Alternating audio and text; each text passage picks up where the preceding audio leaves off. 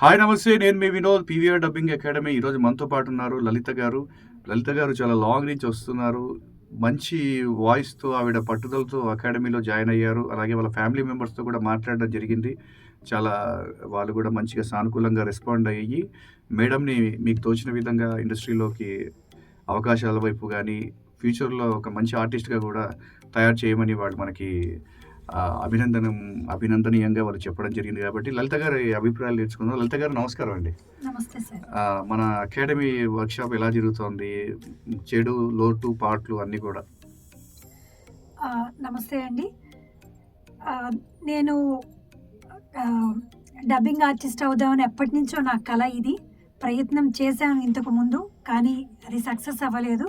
తర్వాత ఫేస్‌బుక్‌లో PVR dubbing academy advertisement చూసి నేను ఇక్కడికి రావడం జరిగింది. సో, ఇక్కడికి వచ్చిన కొన్ని రోజులకి నాకు అర్థమైంది, నేను సరి అయిన ప్లేస్‌కే వచ్చాను అని చెప్పి.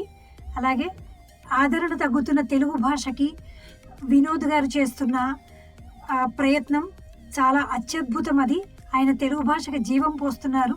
నేను దానికి చాలా ఆనందిస్తున్నాను. అలాగే తెలుగు భాషని పలకడంలో ఆ స్పష్టత, ఆ భాష యొక్క ప్రావీణ్యం గురించి ఆయన ఇన్వాల్వ్ అయ్యి ఆయన చెప్పుతున్న తీరు నాకు చాలా ఆనందంగా ఉంది. అలాగే ఆయన విద్యార్థులకి థియరీ పరంగా, ప్రాక్టికల్ పరంగా ఆయన వివరిస్తున్న విధానం చాలా హర్షించదగినది.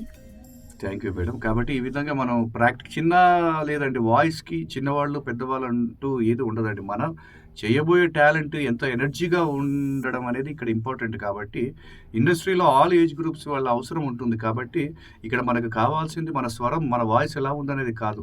మనం ప్రజెంటేషన్ ఎలా ఇస్తున్నాం, మన టాలెంట్‌ని మనం ఎలా డెవలప్ చేసుకొని ఇతరుల క్యారెక్టర్స్‌కి మన వాయిస్‌ని ఎలా అనుసంధానం చేస్తున్నాం అనేదే ఈ వాయిస్ ఇండస్ట్రీ యొక్క ఇంపార్టెన్స్ అండ్ మౌలిక సూత్రాలు. కాబట్టి ఆ సూత్రాలనే మనం సినిమాలో నేను ఎక్స్పీరియన్స్ చేయడం ద్వారా, టీవీ సీరియల్ రంగంలో నటుడిగా, దర్శకుడిగా అండ్ సీరియల్ యాక్టర్‌గా, వాయిస్ ఆర్టిస్ట్‌గా ఎక్స్పీరియన్స్ ఉండడం వల్ల ఆ ఎక్స్పీరియన్స్‌ని వీళ్ళందరికీ కూడా మనం చెప్పడం జరుగుతూ ఉంటుంది. కాబట్టి ఇది ఒక సైనిక శిక్షణలాగా కొనసాగుతుంది. కాబట్టి ఇక్కడ లలిత గారు, మీరు మాకు కోర్స్ అయిపోయిన తర్వాత కూడా కొద్దిగా టైం ఇచ్చి మేము ఉన్నామని మీరు ప్రూవ్ చేసుకోగలిగితే మాత్రం నా వంతు సహాయ సహకారాలు ఎప్పటికీ మీకు ఉంటాయని నేను కోరుకుంటూ, thank you madam. Thank you very much.